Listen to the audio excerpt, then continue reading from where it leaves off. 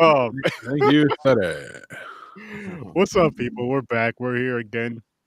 Episode 534 of Horror Research 30. And I just realized this is the third episode of the year. I'm over here telling myself earlier today, I'm like, holy shit. I'm like, this is already the second episode of the year? I'm like, nope. Three. And we are going to be discussing The Dead Don't Die. I have some. Hopefully, briefly. We'll see. A lot of stars in this, though. Yeah. Oh, Yeah. This is a great movie to open yourself up to a truly fantastic director that this does not really represent. Agreed. Speaking of fantastic directors, rest in peace to Yes. David Lynch. and Bob Uecker. You know, Yes. give the man his credit too. Yes. Rest in peace to both. I didn't of hear those about gentlemen. Bob, actually. He passed away too. Just a bit outside. I watched Major League with my son tonight, his first watch. So Very Oh, cool. nice. in honor of the man. I'm not watching any Lynch with him. You're like, no, I'm good. That's I fine. love Lynch. Lynch Oh, I is adore. Mhm. to me, Wes. You get the quirky tiers. All right, you get Wes Mhm. Anderson, who is quirky with substance. Mhm. And you get David Lynch, who is quirky, who teeters on the line of no substance at all. Like most of his themes are shower thoughts. Mhm. And then you have Jarmusch, who is like very pretty but no substance at I all. wouldn't say no substance. I mean, yeah, but I did like that Tom Waits was in this movie. yes. That Tom would- Waits is in his early movies. Wait, are we So- live? Yeah. Oh Yeah, shit! yeah. I stopped your intro. I'm sorry. No, you're good. You're good. You're good. I'm done with the intro. We're already talking about the intro. But no, with the whole David Lynch thing, I will show you guys something which I did share with you, Mick. That my brother drew up. He was a David Lynch fan. My brother John, who has been on this show before, who is he has some very awesome art. But he did this, Oh, beautiful. That is awesome. and then this. Oh, nice. I like that. But That is actually, great. Trevor, I got to show you my brother's art because he Uh-huh. is a very unique with his art. You can ask Mick this. Very unique, very different, very strange and weird, and I freaking love it. No, Like he's very not cool. He, I'm curious to learn more. very He, sci-fi based. Mhm. he used to work for Disney years ago. I don't remember like what he's worked on. His wife worked on like a couple of Disney and Pixar. I believe she still works for Pixar with like lighting and stuff. Mm. But like he made that character right there in the circle, the Sir Sturdy. He made me like the. Hang on, actually, let me show you guys.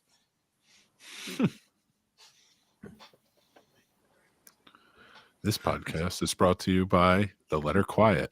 No, it's brought to you by Listen. Sturdy's Oh, Saxatorium. that's You guys cool. are all professionals, so I know you would just pick it up for me with jokes or whatever. But Oh, this right wow. here, so That is That awesome. is awesome. he made it. The cool thing about it right, is he made this right. Mhm. Looks like it has nipple Before- rings. Before we ever met in person, we met in Mhm. person last year or the year before last. Anyway, he hit me up and he was like, "Hey," he was like, "Would it be cool if I sent you this?" I was like, "Hell yeah, hell yeah!"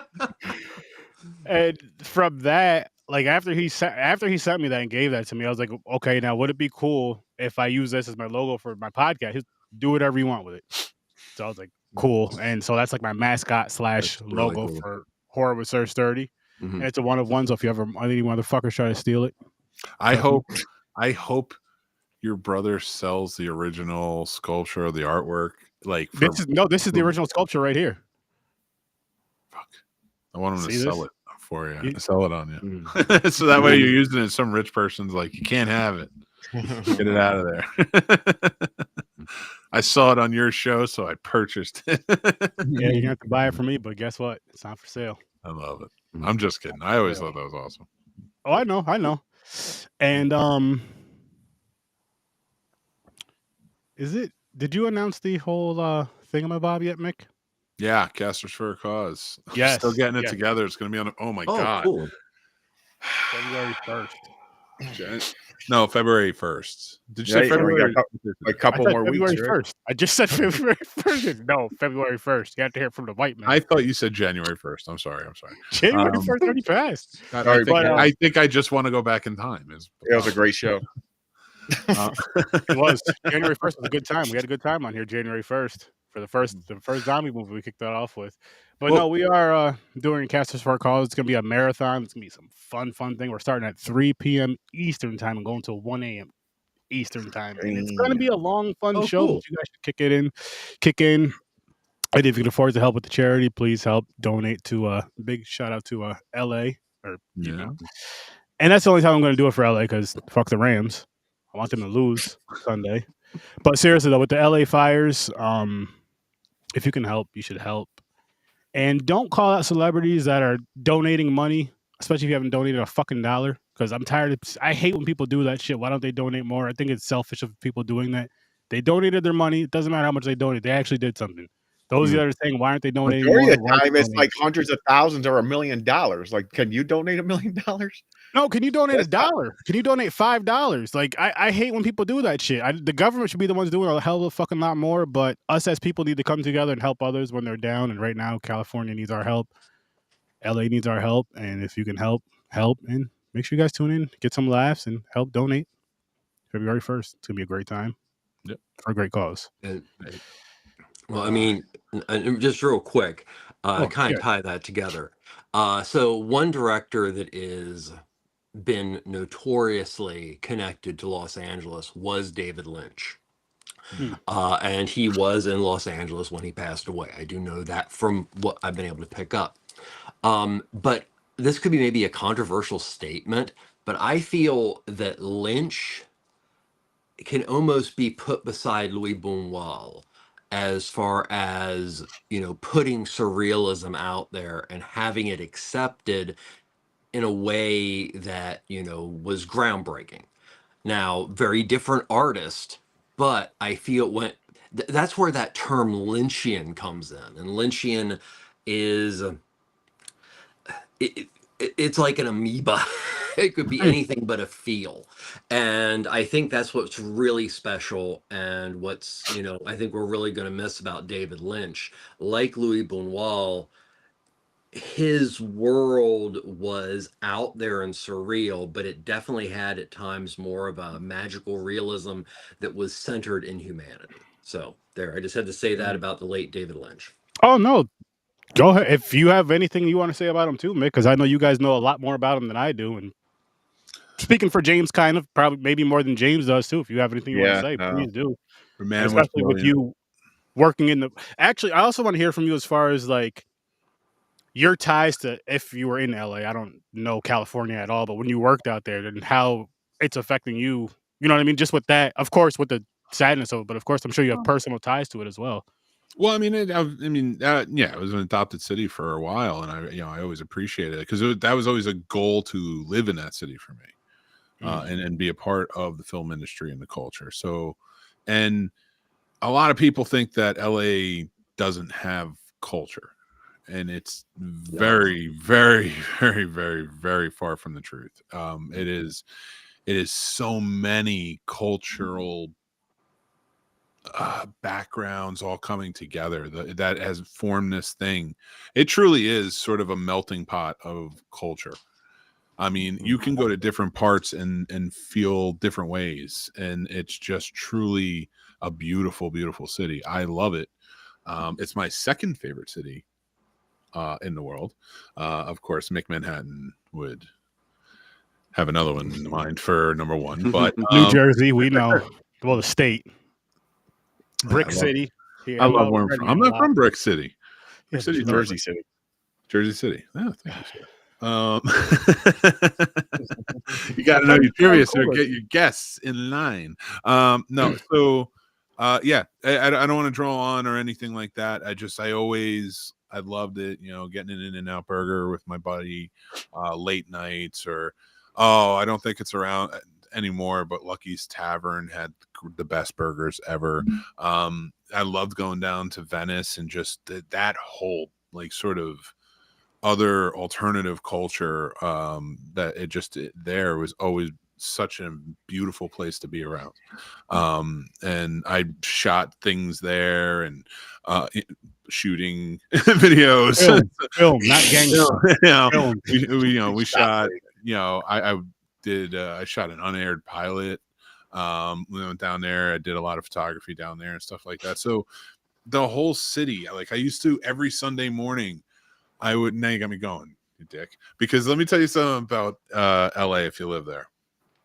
On normal days, Sunday mornings, if you want to go anywhere from like 6 a.m. until, I would say maybe 11 or 12, you can go anywhere, no problem, no traffic. You can get there. You can dart there real fast. You can walk around. You can get anything you need. Park anywhere you want to park. And it's no problem because nobody's on the road. Nobody was around. And that was when I'd go out, I'd get my bagel, and I'd go sightseeing wherever I wanted to go. Like I visited, and if you know, what are her names? Laurel and Hardy, The Music Box, I think is a brilliant comedy short film if you haven't seen it. And there's a staircase, and it's an immense long staircase, and I got to go visit it, and stuff like that, and just kind of see what it looks like now. I go and see the Back to the Future houses and stuff like that. I'm going on and on, but I do. That's because the more that it comes on, the more I think about it. I did love my time in LA. I remember when I was writing a horror movie for my boss, I would just, for inspiration, go walk down Orange Grove, and that's where you had the Halloween house and you had the Nightmare on Elm Street house, and like they're same block and stuff like that. Just walk around and feel like the vibe of horror, that was horror greatness on that. Going to Griffin Observatory and walking those hills and stuff like that. Those just amazing places that I love that city, and I so sad to see it hurting right now. Well, you mentioned that one thing that I've thought about outside of the obvious right now is saving lives, is that we're losing a lot of very prized real estate that has been used in films and became landmarks almost. And one thing I don't want to think about is the number of original 35 millimeter prints and movies that were being backed up to eventually be digital but have never gotten that far, that this wildfire will just take out with random stock houses full of cinema that they haven't gotten around to figuring out what it is yet. So this fire is just not harming human beings and things of that nature, which is really the focus right now. But in the long run, this fire is taking out a potentiality of a lot of our entertainment history. And that's very, very sad. Yeah. No, you're absolutely right. Like a lot of culture and all that is just going to be, just from the film and all the stuff we're just talking about, is going to be just gone. Yep. And yes, we care about the people first and foremost. That's the most important. But just it's like after that, there's other things that you're just like, holy shit. This is a big enough disaster that it has a ripple effect for a long time. Yes. Not in many things. This is just one of the items. Yeah. Oh, yeah. Hell yeah. Hell yeah. So, again, we're going to try our best to help do what we can do. Yeah. And entertain you guys and raise as much funds as we can to help LA out there. But now, onto this movie, The Dead Don't Die. It was an interesting take on the zombie movie. It was interesting. It wasn't zombie enough for me. I feel like everything just started. It didn't happen. It happened too late in the movie. And I feel like it happened too late in the movie to where it can like really pick up and make it like more entertaining with the zombies. I wish we got to see more kills. A lot of the stuff was like off screen or just like off screen or off scene even. Like you're gonna do a cool kill and then just change the whole fucking scene. Like what the fuck? Why? I don't mind the comedy. I love a horror comedy. And they're doing the fourth wall shit. I don't even mind that too. I would have enjoyed it more with more violence in it. Honestly, more of like a horror. Well, the fourth wall thing, like I thought it was gonna be the jokes weren't funny enough. Like when they do the fourth wall. They were supposed to be so obviously. Yeah. Like, yeah. stoically fourth wall. It's like, you know, okay, so I actually saw this movie twice when it was in theaters. And my first take on the movie was total fucking hate this. It was the biggest, like, Jim Jarmusch does a zombie film. It just sounded amazing. So my first take on this film was very negative, and I had to watch it within the same week. Again, not of my choice, but it was whatever. I've come across it off and on television, but this time watching it, I think it actually held up a lot better than it was when it happened. You know, when it came out in 2019, I'll be the first to say that this is Jim Jarmusch's worst film. But, you know, it's made competently by trying to not be competent. So, yeah. My grandmother said that if you don't have anything nice to say, you shouldn't say anything at all. Well, as a podcaster, your grandmother's wrong. No disrespect. You mentioned before about how Jarmusch, you know, finding meaning in Jarmusch, whatever. I've seen interviews with him in which he talks about, you know, how most of his films are shot, and they're not shot in sequence. And he goes by a theory that every shot that involves actors is like an individual movie. Like you act for the scene as opposed to for the whole. And that is kind of his signature style, which does lead to kind of a disjointedness, sometimes a slowness, sometimes, you know, it just does it.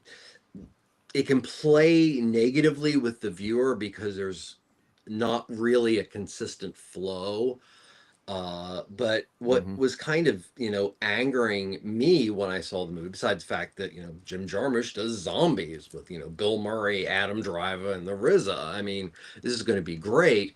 This is a director who has visited and recreated genre films. Dead Man, 2 and 1, Ghost Dog, the gangster film, the samurai film, Only Lovers Left Alive.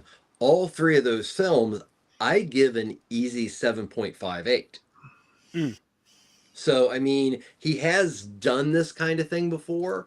Also, I've heard him in interviews say that it was a 7-week shoot.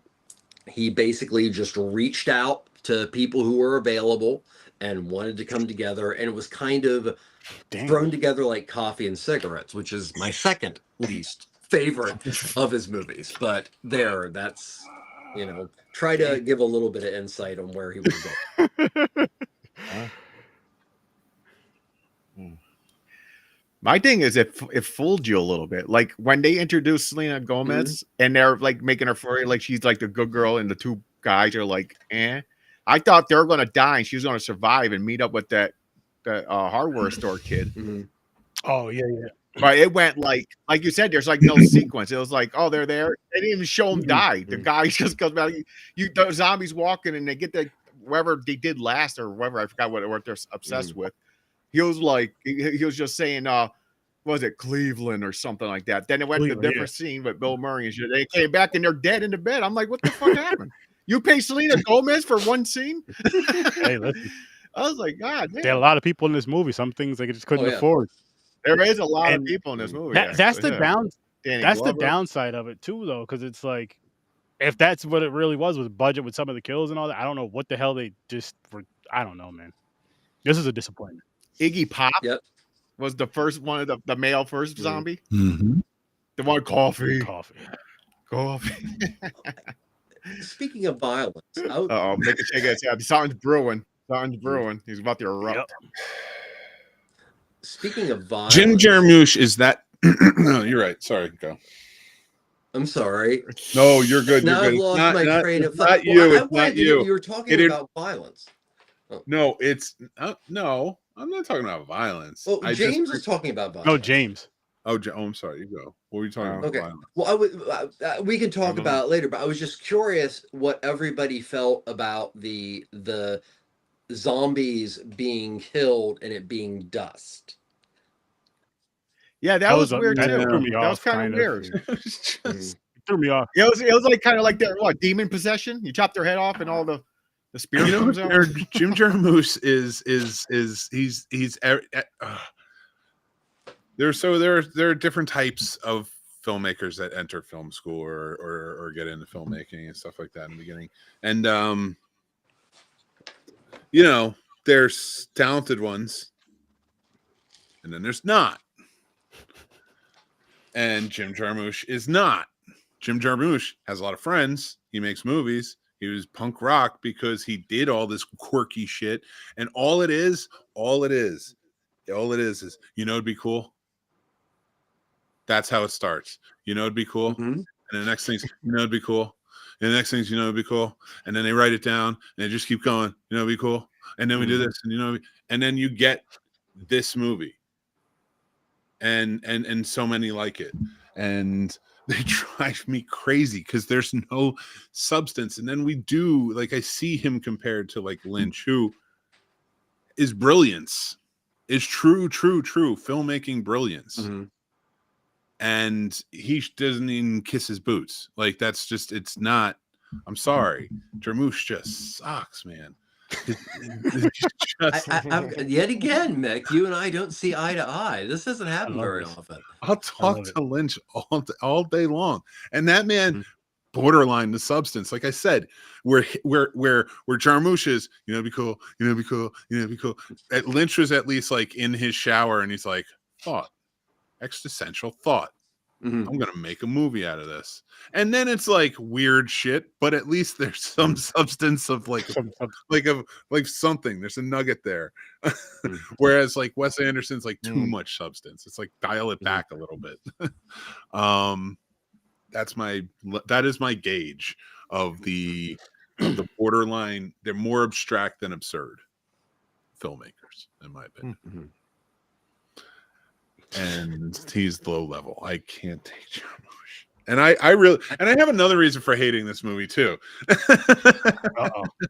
And a more personal one. I remember because I love Bill Murray. I wanted to see this movie. I was like, great lineup. Maybe he's due for one. And I asked my wife, I was like, let's make a date night of it. And you know, she was gonna go, and I was like, we're gonna go see this movie. It's like, it's a zombie movie, but it's not really gonna be like a crazy all-out zombie movie. Like, it's gonna be fun. Yeah, and I really thought that. I really thought this movie was gonna be fun. So we stop off at my mother-in-law's, drop off the kid. They're watching the kids that night, and my mother was like, what are you going to see? I was like, oh, we're going to see Did That Don't Die, with the new Bill Murray movie, and blah blah blah. And my mother-in-law looks at both of them and says, why do you always have to see the things you want to see? And I was like, and my wife and I got into, like, we bickered and we didn't go see the movie. Damn. And I got annoyed. No, it was fine. Like, we made up and stuff. No, but I was like, I'm like, what's going on, Chad, man? I really wanted to see that movie. So I waited till it came out. I was so let down by it. You know how I feel about this movie? You remember The Menu, which is one of the greatest fucking movies ever made. The Menu, when he invites John Leguizamo, the actor, just like, he tells the tale of, like, he went to see a movie and he just, like, despised it. That's this movie for me. That's just, like, I would invite Jim Jarmusch to my island restaurant if that was metaphorically. Be careful with those words, Mick. Don't mention. No. Don't go.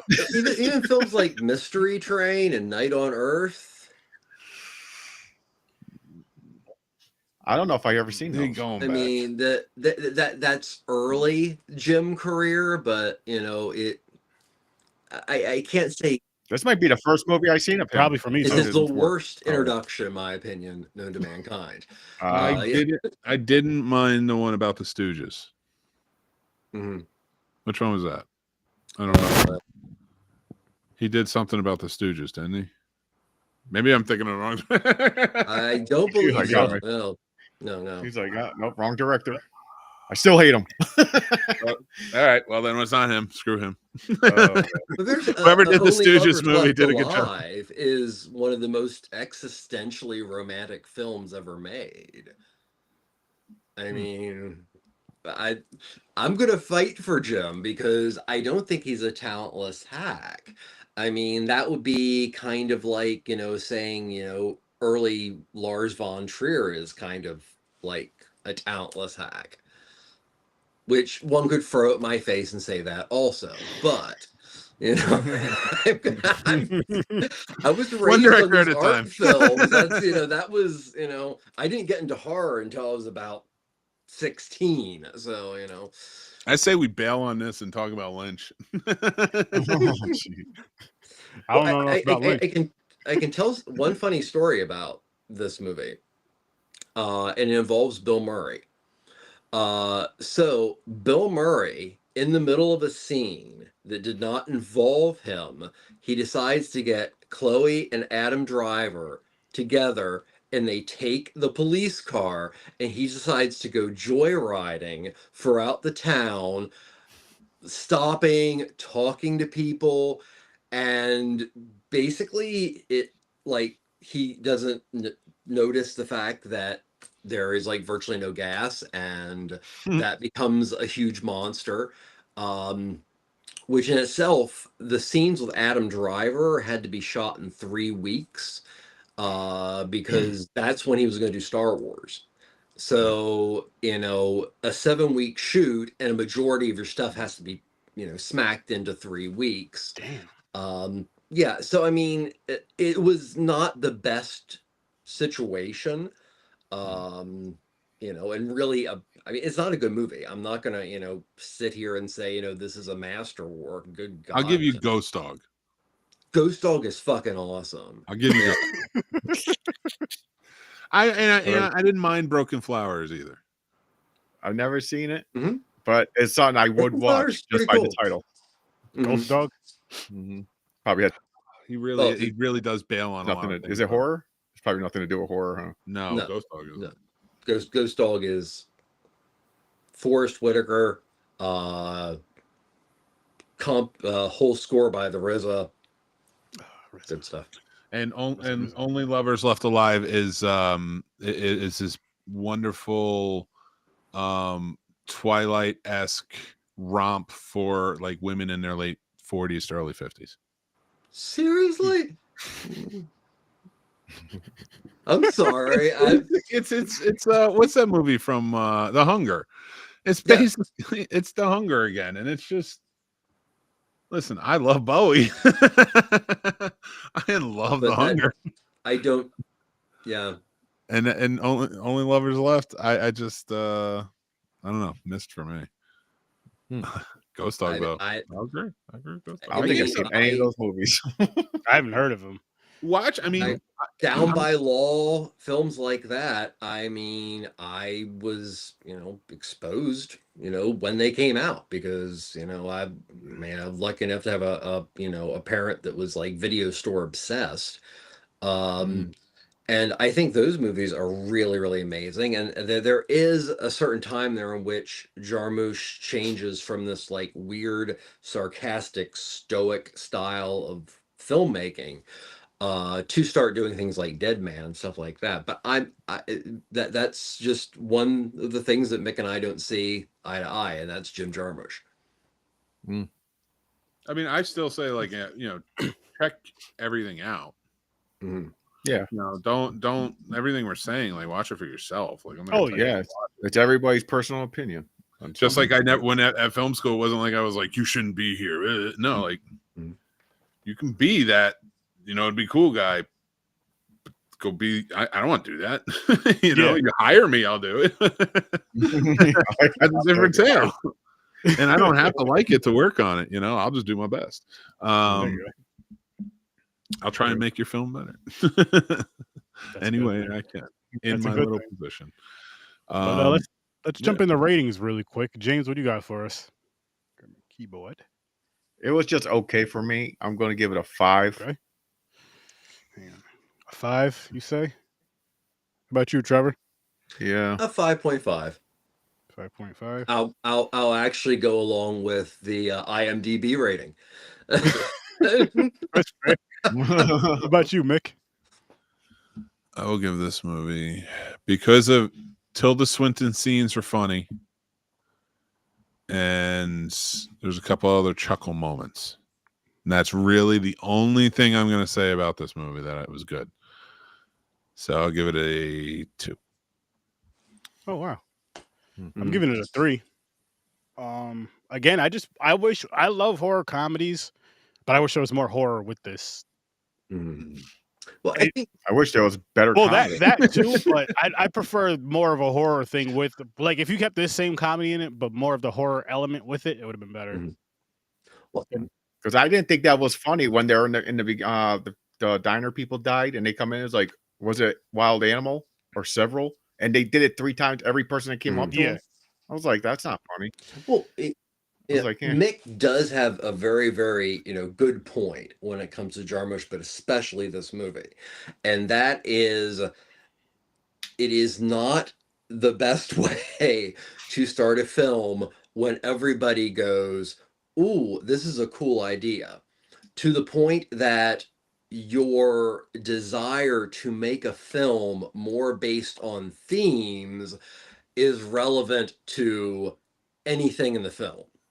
So, yes, is there so the relevant themes, of course, go back to, the beginning of the 68, capitalism as zombies. Very in your face anti-fracking film, and very much a film about, what mankind can do.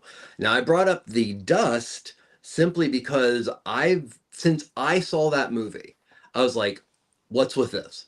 It just makes no sense to me.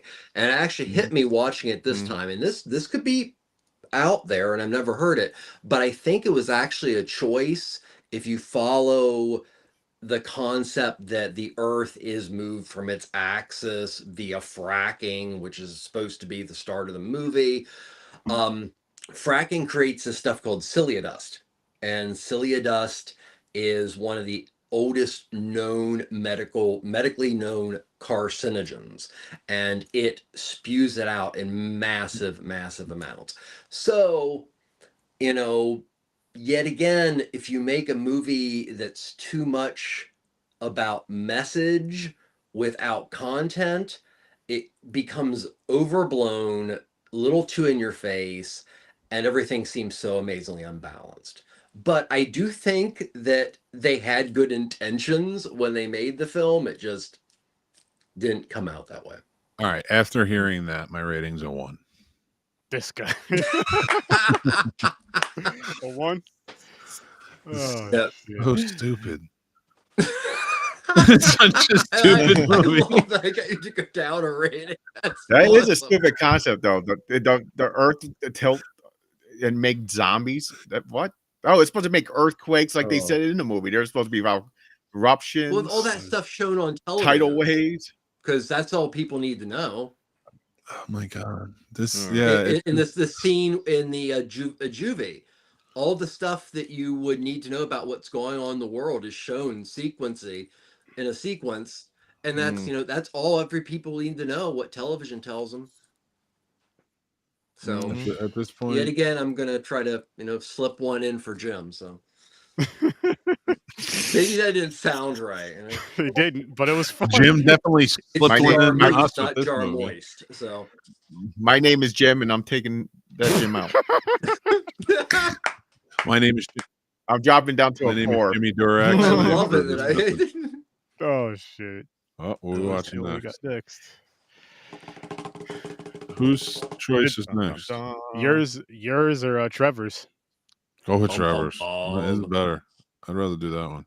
It's probably gonna be insane. It is. It's a Both good are one. fun, with great films. Undead or White Zombie? What's it gonna be? Come on. White I Zombie walked with sounds like a zombie. porn name. White Zombie's another one. Thank you for popping your ad in. Undead. Awesome. Nice. Be a first. You should still watch I Walk with the Dead. No, that'll be the week after. Oh, that's right. There are 2 more weeks in January. Yep. Oh, good. Yeah. We need to work. We put enough movies. We got to get in the lab, man. We got to start working.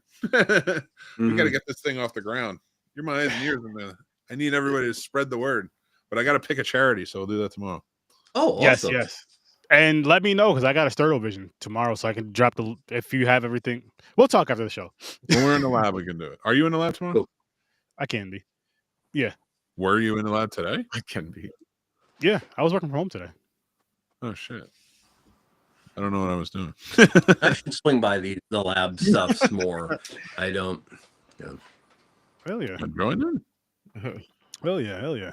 What is that wheel thing on the side there? Is that a lobster holding a wheel? No, it's one of those like skeleton hands, like that, and I just put the wheel right under it. It's got a Venom meets like caviar look. Oh man, this movie! I wish this movie was fucking better. Like the past As a 2 Jarmusch movies. fan, I agree with you. The past 2 movies I enjoyed. I know Trevor didn't care for the last one, and then we got this. But I'm hoping these next 2 are more. I'm hoping they're more entertaining for us. I'm hoping they're a good time. And This got thrown in my face because last week I said that a zombie movie is a zombie movie. Like you sit back and they're just fun. But this one, I'm like, oh, that's just fucking. They slapped me in the face to prove me wrong. See, you had to keep saying it. Well, that's And then, which next month? I mean, it wasn't horrible. It's just not what I thought it was going to be. Next month they're doing film. I thought it was going to be like you said, more zombie and stuff. I thought that too. With the comedy in it, but it wasn't. And then yeah, you're thinking the zombie comedy. Then they brought. Wait a minute, real quick before we forget. What the fuck? They added aliens into it. Just one. Because it's Jarmusch. You know, it'd be cool. Yeah, you know, it'd be cool. The weird chick with the swords. She's an alien. We're gonna come and save her. That was cool. like There's a coroner, and she's a ninja, and that's what happens in this small town.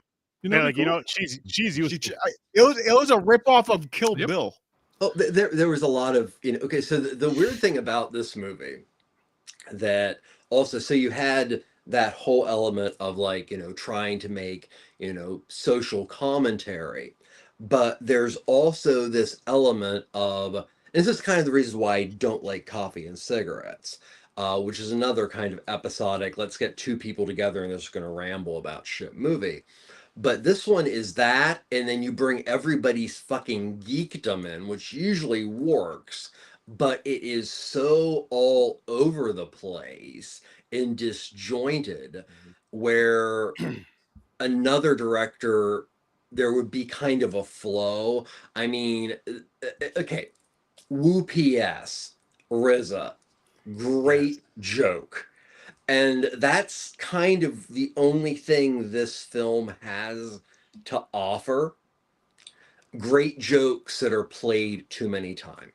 Nobody's brought up the Soldril Singdril, I can't say his name.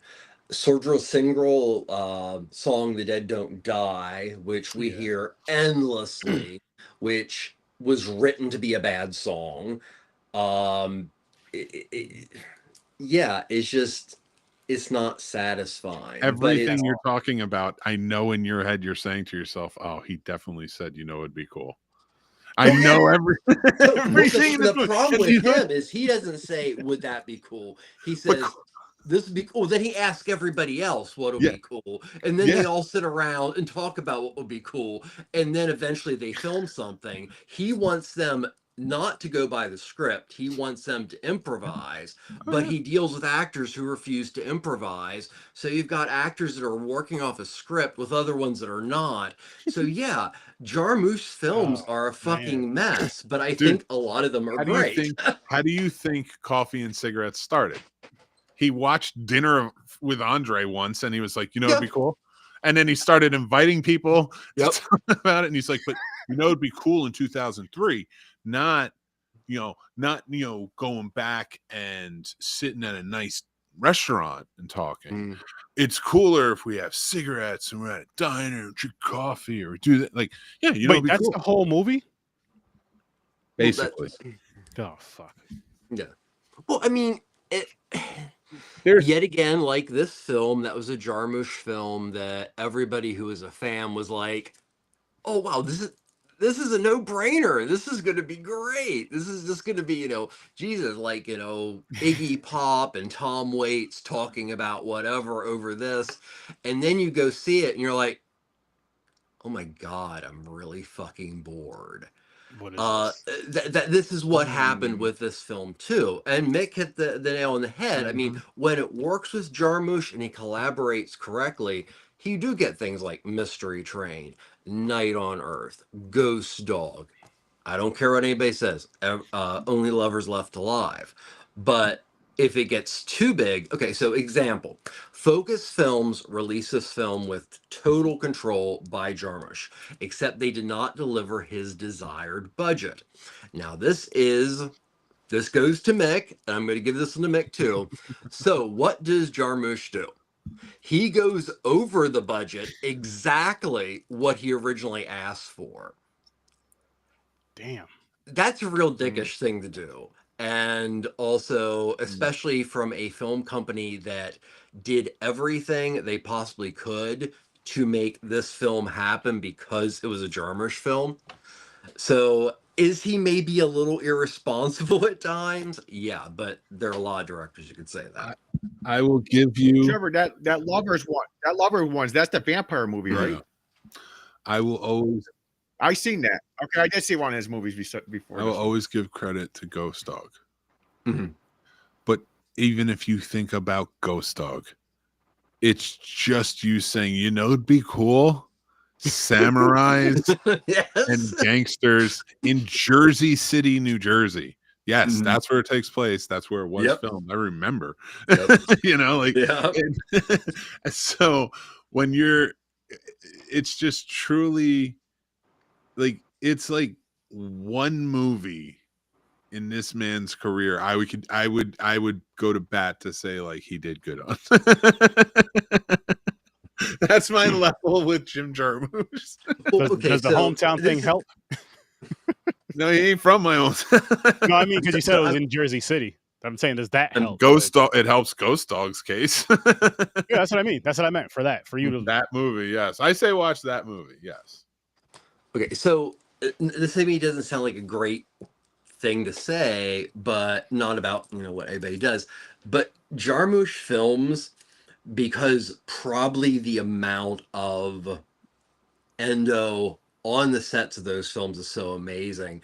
Jarmusch films are like the equivalent of stoner metal that Sleep is. Jim Jarmusch is art house stoner films.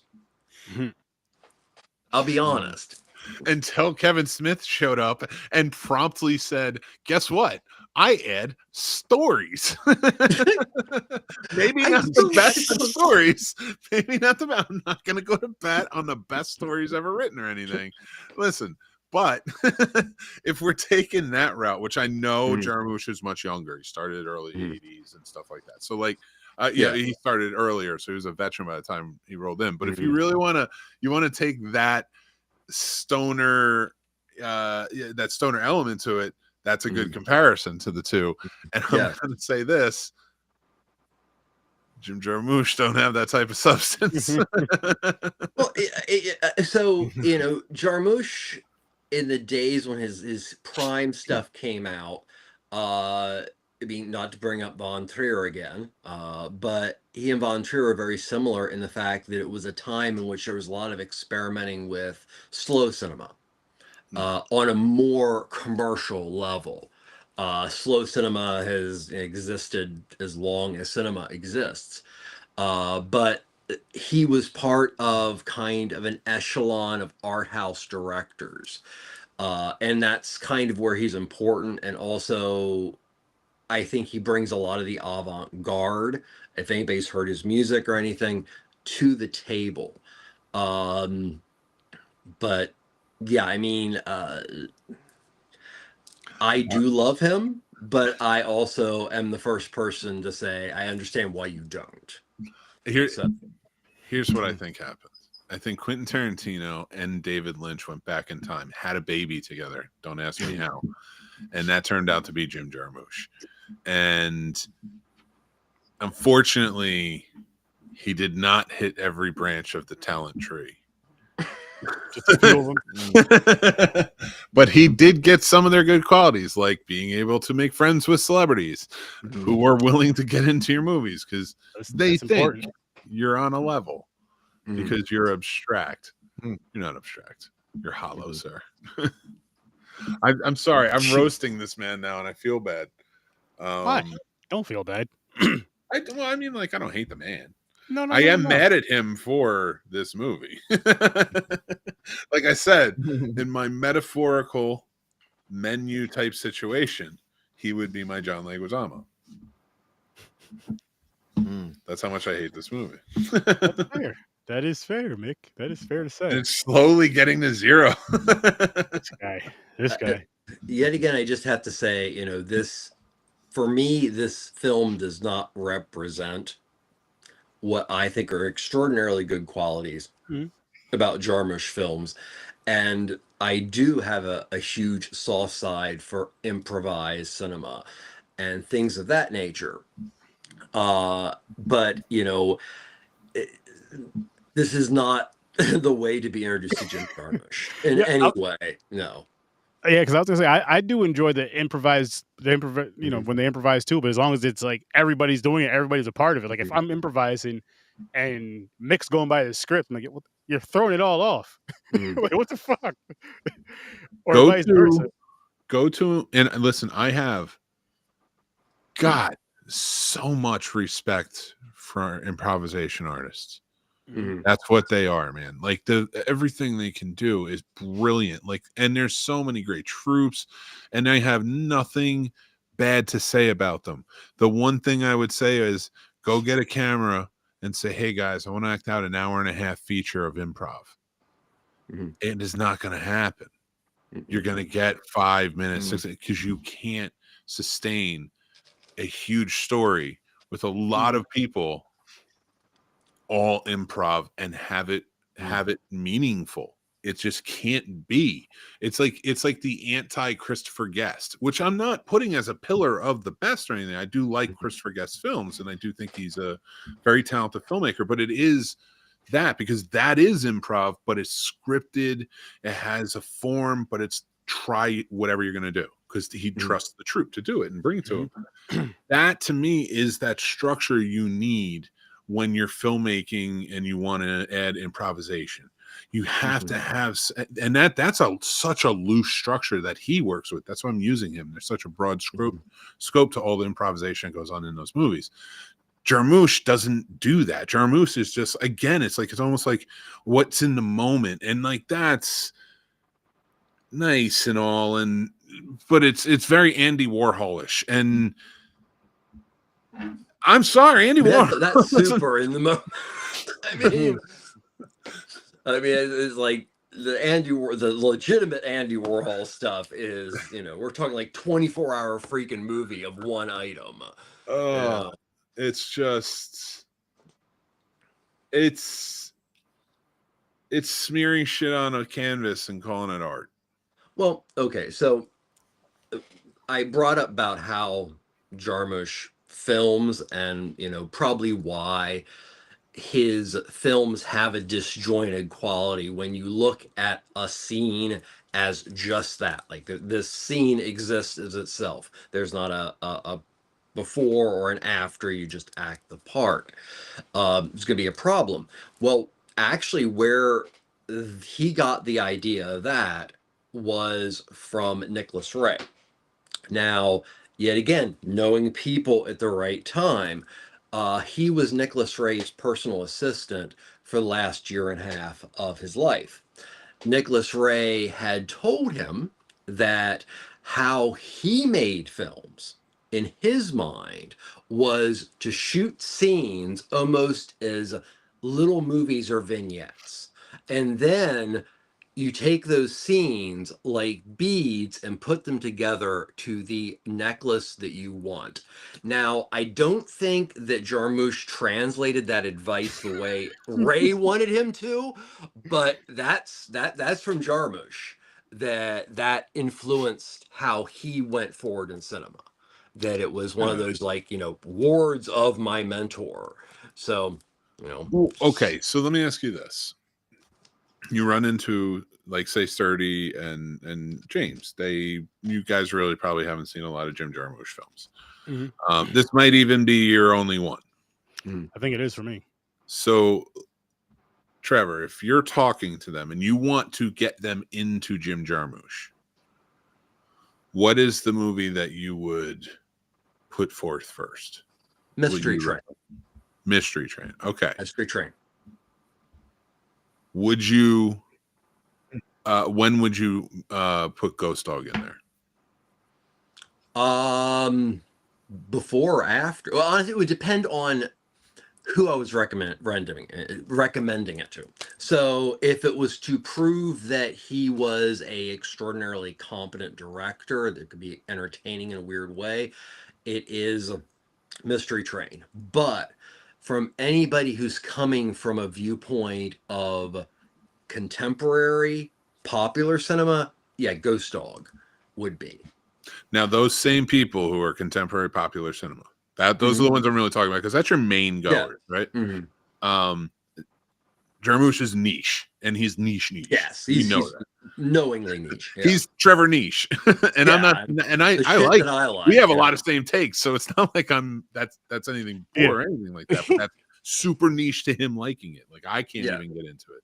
I'm in a little bit more of a snobbish level, I guess.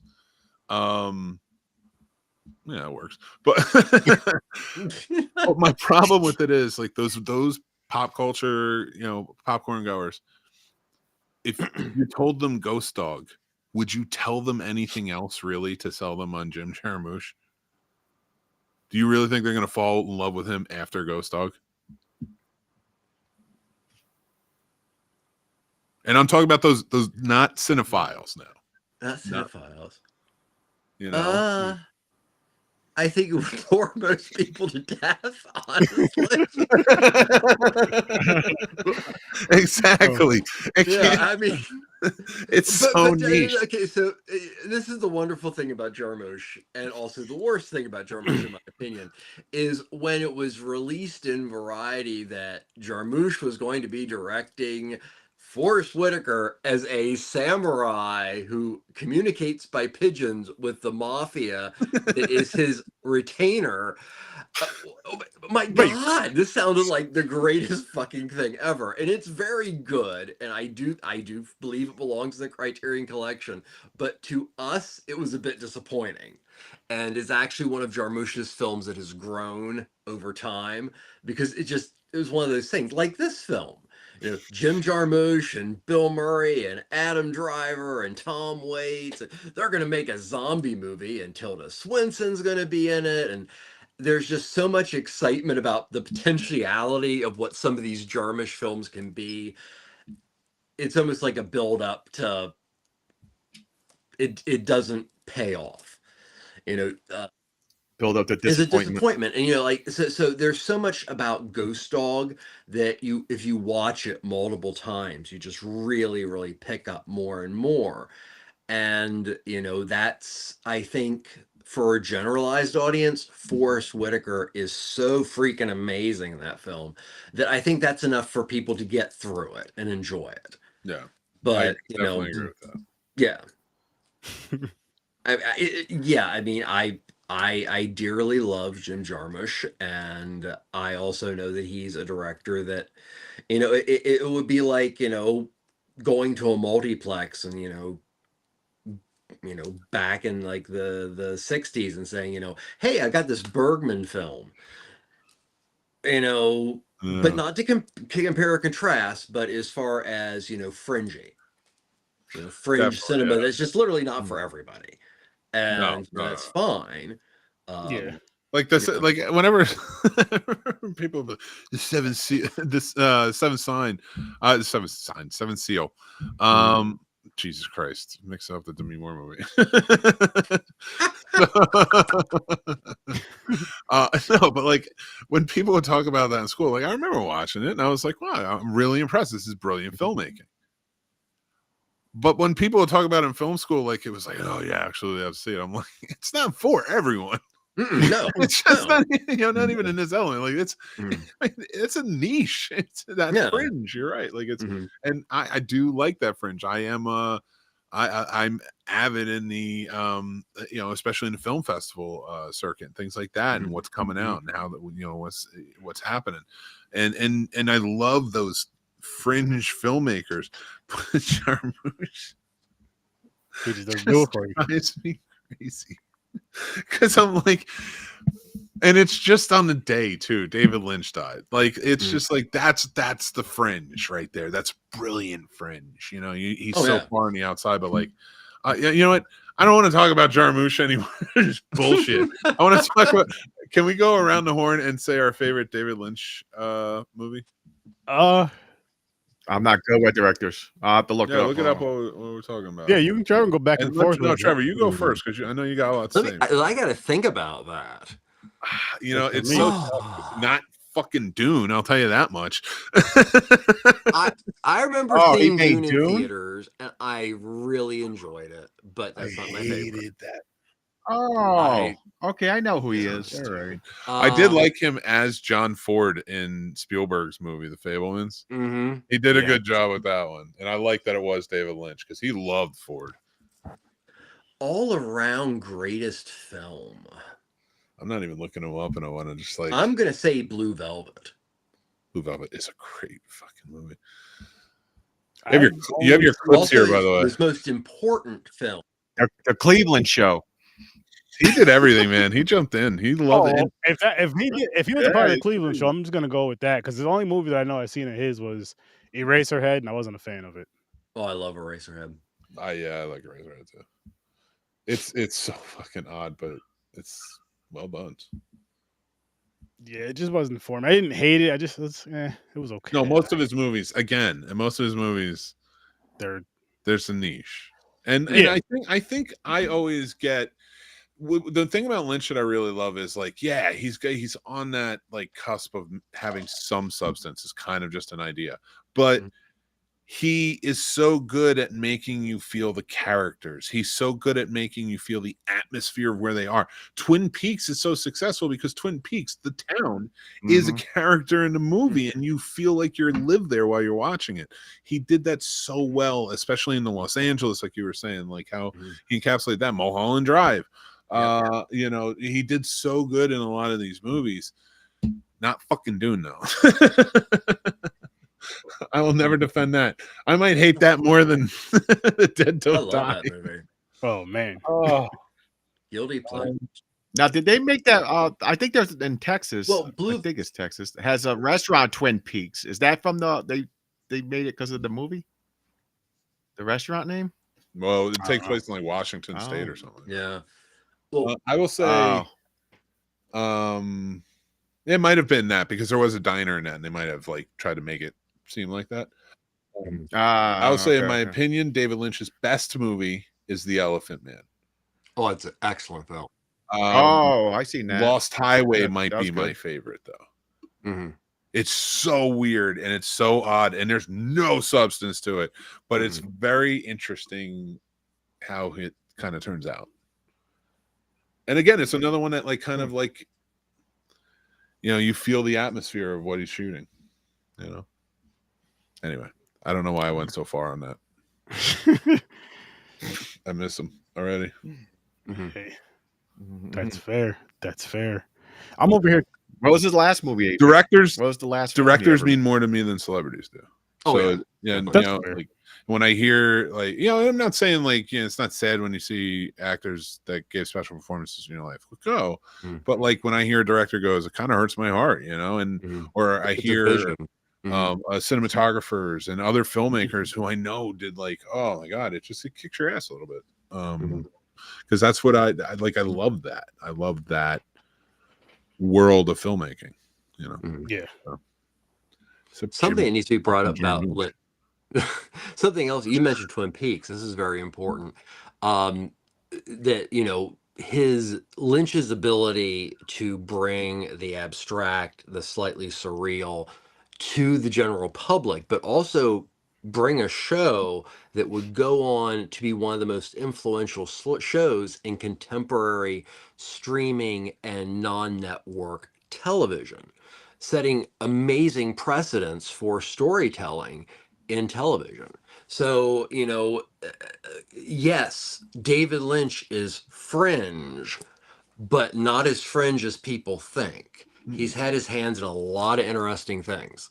Yeah, in fact, it was his idea for, because he was originally gonna in talks to direct Return of the Jedi, and George Lucas's ego, after Irvin Kershner did a better job with Empire Strikes Back, and then he got him blacklisted. So, but he kind of kicked Lynch out, but it was Lynch's idea for the battles to all be in one shot, which is you have the lightsaber battle on the Death Star, out the window you see the behind them you see the space starship battles, and then behind that you see Endor. So you're getting all the wars in one, and he wanted to show that element that the war is bigger than each of these stories, and like that was very much Lynch's idea, and he did Dune as a spite. He was like, fine, whatever, I'll do Dune. Well, he did Dune because if he did Dune, Blue Velvet happened. Yeah, I mean, he was getting his way. He was smart. Yeah. He was definitely a smart producer. He was working with De Laurentiis, and De Laurentiis was a person of his word. So, you know, he knew if he did it for Dino would deliver. Yeah. Then you ain't wrong. I don't think I've never seen Dune. You should watch it. The original. You should watch it, because I mean, That shit crazy. it's Sting's abs alone. Yeah, that's why His little metal bikini bottoms. The set design I do have is some truly shirts to amazing. wash. And the creature design, but it's so weird and so outside of Herbert's world. Isn't it the anus worm? The anus worm. The butthole worm? Oh, the time wielders, the Bene Generates that kind of look like really saggy genitalia. Like I told everybody, like, cause read the book, watch the new movies for sure. If you want to watch the old one, go for it. I used to tell people, like, when I was younger, oh yeah, you want to watch that? Watch Tremors instead. You'll have way more fun. It's a much shorter story. You know what? Got me. I'll do it. Tremors. Tremors it is. It was a Tremors got ridiculous. They mutated. Every movie is like something new, a new ability. End up flying at one point. Blue Velvet. Blue Velvet, it's just beautiful. Yeah, just watch that. It's so fucking brilliant. That name sounds so familiar. You're thinking of Blue Sunshine. You're thinking of Blue Sunshine. If you do like a okay. romance horror, I like that shit. If you do like a romance horror wheel or whatever, you should definitely add Blue Velvet on there. I don't know about a romance. Yeah, not the zombie movie where these teenagers tie her up and keep raping the zombie. Hey, you don't want that. What movie is that? You never seen it? What? These kids, so there's like a zombie, but there's no other zombies around. I don't know. This is what I remember from it. It's a group of teenagers, and they find this zombie girl, actual zombie. They tie her up in like this cave or something near water or something, and they have sex with her every damn day until it gets freed and bites them. And what movie is yeah, it was a weird ass.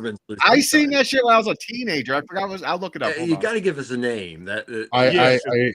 I'm going. I just the Google of that. and I'm I missed the whole party. I'm zombie like, gets raped by teenagers. I'm like that's not Blue Sunshine that I remember. It's called Dead Girl. Oh, it's called Dead Girl. Okay, yeah, I'm familiar with that film. It stars Shiloh Fernandez and Noah Segan as teenage boy who discovered a naked female zombie portrayed by Jenny Spain. Oh, And they tie her up and they take turns, rape her. I'm talking about no condoms or anything. Jesus Christ. They're raw dogging a dead body. The Raw zombie. dog and a dead body. Can I get off? Wow. Before we start talking about German necromantic cinema. So, hang on, you know, another fringe director. I talked about this movie way longer than I want to. Yeah, we're not talking about that movie anymore. We're talking Yeah, about no, I'm Chad. not. The real movie. Necrophilia. Because right after James finished, your thing was, "Can I get off now?" Like after he talked about. God. Until rigor mortis says choice so. of words. Oh my I want to go God. watch Matlock. Yeah. Yeah, rigor mortis kicks in. She's really tough. And then you have Visitor Q by God. by We were just Tedeschi. talking about David Lynch. I think we're gonna have to discuss Dead Girl on Sterno Vision one of these. I have to go to bed. I'm gonna need you there, dude. You should. Or You- Visitor Q. you gotta watch You it. have to be there for I Dead have Girl. no interest in it. That's Two Girls, One Cup for me. I'm never gonna watch it. I have no interest. I'm good. I don't need to see that. I don't need to know the message I mean, that it's not they're about the trying whole to. movie. It's I'll not watch a doing Jim Jarmusch movie before I watch that. Not Just me. based off of your Oh, description, shit. James. Just yours alone. It may not even Hey, be I'm that.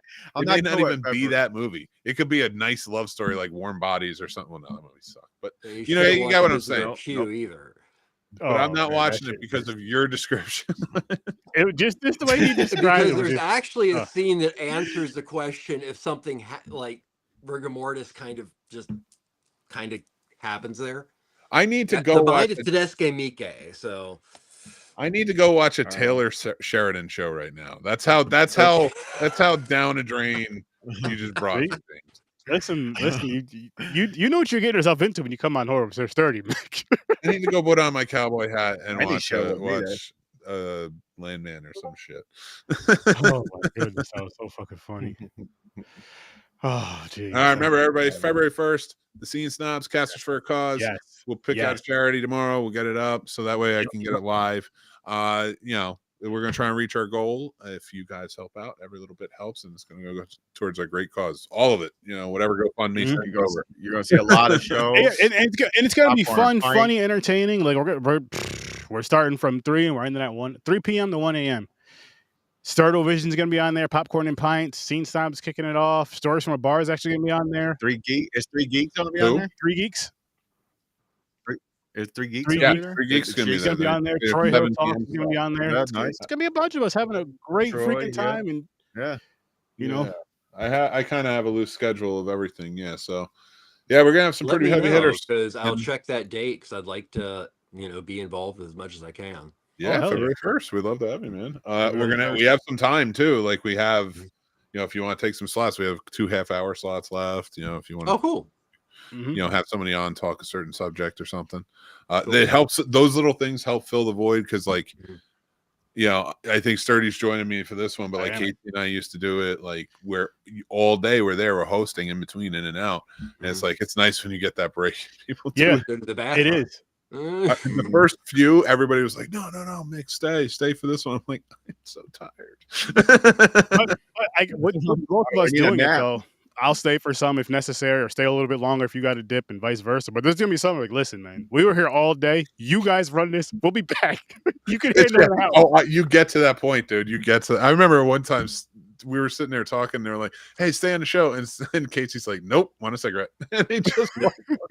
And I don't blame them. I was like, "Yeah, guys, we gotta jump off. You guys have a good show." Yeah. But it's seriously, it's for a great cause. It's gonna be a great time with some great people, having some laughs and all this other great stuff, and hopefully we can raise a good amount of money to help some people that really, really can use the help right now. Because that's what it's all about. So, did you put a goal for the money amount, Not or is it yet. just going to be open? Well, no, I'm gonna. There's Okay. always a goal we try to get to.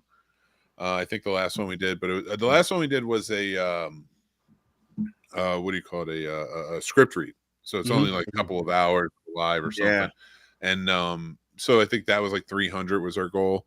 I might go for 6 this time around, Okay. just kind of see how it goes. And it was a lot easier back in the day. I mean, all together with everything we've raised so far and Casters for a Cause across the board, $7,062. Wow. All went to Nice. various causes and such, help in different times. this same way, like whatever you donate, GoFundMe sends directly to the charity. I like it that way because I don't have to touch anything. You know what I mean? That's the easiest way to do it. That's the easiest and smartest way to do it. Send it right forward to them. So like I want to pick out a charity that's really going to help out in Los Angeles. We tend to try to either help out kids centric charities or animal centric charities. So I think, but I am a former firefighter, so I might try and help out the firefighters as well if we can. So I'll look at everything tomorrow starting at 9/11. We'll get that one. Mick is a man of many jobs. I do love doing Casters for a Cause. I do love doing too. Charity events. Like those are, I'm happy. It's been a couple of years. It's been a wild ride. So I'm excited. And when everybody gets into it, it's a lot of fun. It becomes like a big party.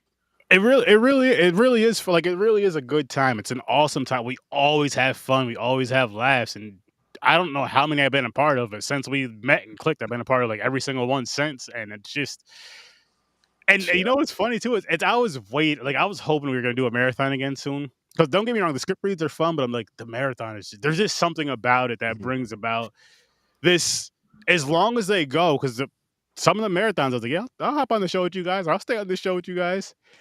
And you get like this weird energy, except for when you're not up. Like if you're going for a couple hours, and you get like that part where like, oh, I'm not on for a couple shows. I'm like, damn, I could take a nap right now. I feel like, damn, I could take a nap right now. Yeah, the first one we ever did was like 16 or 17 hours. And that's when we had the Scene Snobs Network, and we had like 30 shows, and like everybody would just kind of joined in, and it was wild. It went on for a while. It was, and it was, we started at like noon, and we went to like we just kept going. We just kept having fun and just kept rolling with it, and it becomes like a really fun event. Trevor, we definitely want you there. Oh, I'd love to be involved. So for sure, and it's gonna be a lot of fun. Like but yeah, I am excited to do another marathon, and if this does well, I would be open to kind of becoming more frequent with it and such. So oh yeah, it's just a lot to put together. I can't wait for it though. Like I can't wait for it. And again, we hope all of you are there, and tell a friend to tell a friend to tell a friend to tell a friend, because honestly, it's all about helping the people. That's the main thing. That's the main goal. That's the main cause. But we're all going to get on out of here. Check our links. They're right in the description. The Scene Snobs, Ambassador Media, Horror Research 30, the Z Network, which you can catch Popcorn and Pints, Store Some Bar, and all the other ones. Bunch of stuff. Make sure you guys go check out the Video Store Clerks over there, too, because they show us a lot of love. Big shout out to Chad. And just go check that out. And James and his zombie porn fetish. We're going to roll out on that one, though. I'll see you in your nightmares. It's a real movie, fucker. Listen, I'm not saying it's not. I'm just saying it's your fetish, and Mick wants to get off, so we're going to let Mick get off. My fetish. I came across, I think it was on IFC. I came across it when I was a teenager. And you probably jacked off to it, too. But we're going to get out of